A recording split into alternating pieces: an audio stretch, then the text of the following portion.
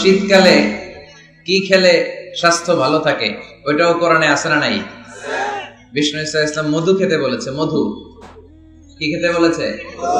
মধু খাবেন। আল্লাহ রাসূল সাল্লাল্লাহু আলাইহি ওয়াসাল্লাম মধু খেতেন। মধুর মধ্যে ফ্রুকটোজ আছে, যেটা স্বাস্থ্যের জন্য খুব ভালো।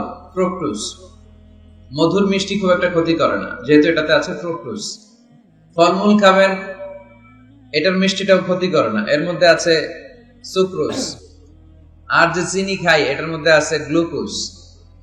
তো গ্লুকোজটারে একটু সরাইয়া সুক্রোজ আর ফ্রুকটোজ খাইতে হবে। মধুর মধ্যে আল্লাহ তাআলা এই ফ্রুকটোজ দিয়ে দিলেন।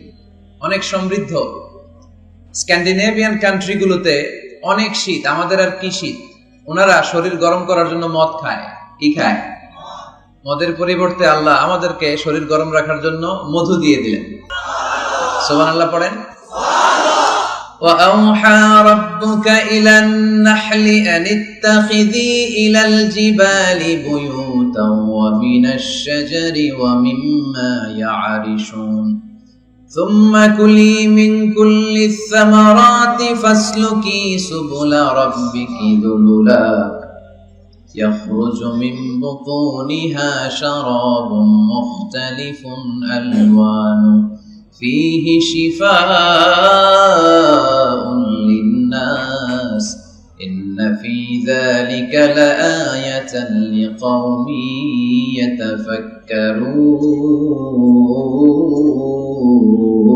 يتفكرون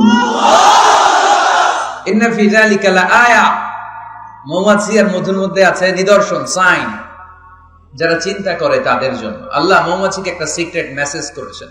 আমরা মাঝে মাঝে মেসেজ পাঠাই না? যে পাঠায় আর যে রিসিভ করে শুধু তারাই দেখে, অন্যরা মেসেজটা পায়। আল্লাহ বলেছেন ইত্তাখিদি মিনাল জিবালি বুয়ুতা, মৌমাছি পাহাড়ে মৌচাক বানাও, বড় বড় গাছের মগ ডালে বানাও, যেন এলাকার ছেলেরা ঢিল না মারে। ঢিল মারো না তোমরা মৌচাকে। এজন্য আল্লাহ তাআলা মৌমাছিকে সিক্রেট মেসেজ করেছেন, উঁচু জায়গায় বানাও। আর ফ্লাওয়ার নেক্টার, পুষ্পরস সংগ্রহ করো, আশেপাশে যত ফ্লাওয়ার নেক্টার আছে সংগ্রহ করে ওখানে রাখো। মধু এত ভালো কেন? এর কারণ মৌমাছি ফুলের রস, ফলের রস, বনাজি গাছ থেকে রস, ঔষধি গাছ থেকে, হার্বাল গাছ থেকে রস সংগ্রহ করে বিদায় মধুকে এত সমৃদ্ধ করে দিয়েছে কে? এখন মধু শুধু মানুষ খায় না, গায়েও লাগায়। বিউটি কেয়ার, বিউটি পার্লারেও কিন্তু সৌন্দর্য বর্ধনের জন্য এই মধু ইউজ করে। আবার মধুর মধ্যে একটা ন্যাচারাল লিকুইড আছে, এটার নাম প্রোপিলিস। এটা হচ্ছে ন্যাচারাল অ্যান্টিসেপটিক। কাটা জায়গায় মধু লাগাই দিলে ঘা তাড়াতাড়ি শুকিয়ে যায়। সুবহানাল্লাহ কইতে পারলেন না? দ্বিতীয় বিশ্বযুদ্ধে তখন তো এত অ্যান্টিসেপটিক মলম আবিষ্কার হয়নি। তো তখন আহত যোদ্ধাদেরকে তাদের ঘা সারাবার জন্য তারা ওই ঘায়ের জায়গায় মধু লাগাই দিত। Natural antiseptic propolis. লাগাতে দেরি, ভালো হইতে দেরি। আবার অনেক মুরব্বীদের বাতের ব্যথা আছে না নাই? এই বাতের ব্যথা যে এখানে, ওইখানে যদি মৌমাছি কামড়ায় দেয় ব্যথা ভালো হয়ে যাবে। ইজিপশিয়ান এক ডাক্তারকে দেখলাম, তার রেমিটিক ফিভারে আক্রান্ত যে সমস্ত পেশেন্ট তাদেরকে ডাইকাইনা জামা খুইলা ওইখানে মৌমাছি বসায় দেয়, আর মৌমাছি হুল ঢুকায় দেয়, আর রোগী চিৎকার শুরু করে দেয়। কিছুক্ষণ পরে ব্যথা ভালো হয়ে যায়। তো এরকম অনেক কিছু দিয়ে আল্লাহ মধুকে সংরক্ষণ করেছেন। এবং কোরআনে আল্লাহ তাআলা দুইটা জিনিসকে শিফা বলেছেন। কয়টা জিনিসকে? এক হচ্ছে কোরআন, ওয়ানুনাজ্জিলু মিনাল কুরআনি মা হুয়া শিফা, কোরআন নিজেই শিফা। আর হচ্ছে মধু। মধু আর কোরআন এই দুইটা ছাড়া আর কোন জিনিসের ক্ষেত্রে আল্লাহ শিফা শব্দ ব্যবহার করে নাই। চিল্লায় পড়েন সুবহানাল্লাহ।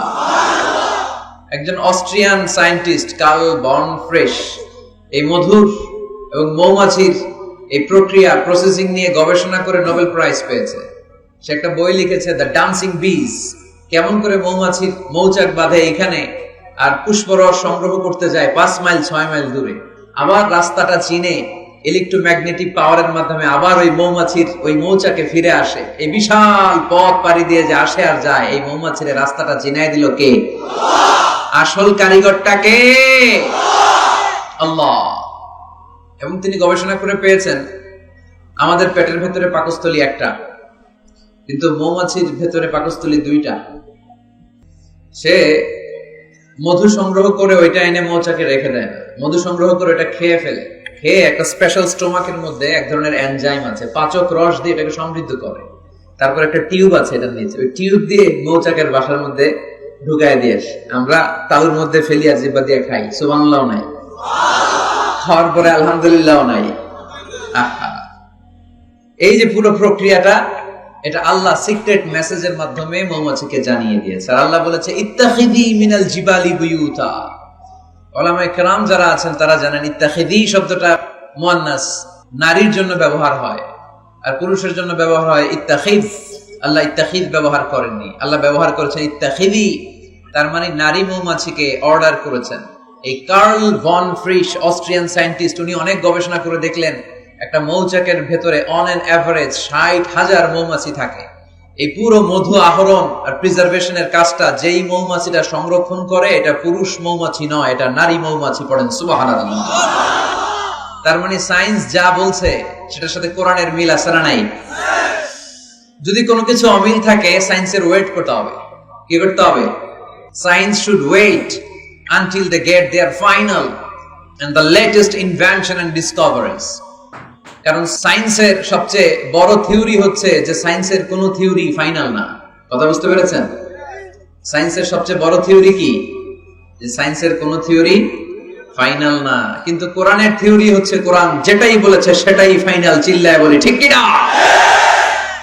যাই বলেছে ফাইনাল, চেঞ্জ হবে না। এজন্য সায়েন্সের ওয়েট করতে হবে। কারণ একটা সময় সায়েন্স বলতো সূর্য ঘোরে, পৃথিবী ঘোরে না। তারপর কিছুদিন পরে বললো না, আগে যেটা কইছি ভুল কইছি, পৃথিবী ঘোরে, সূর্য ঘোরে না। এখন স্বীকার করতেছে না, আগে যা বলছি সবই ভুল। এখন আমরা পেয়েছি সব ঘুরে, সব ঘুরে।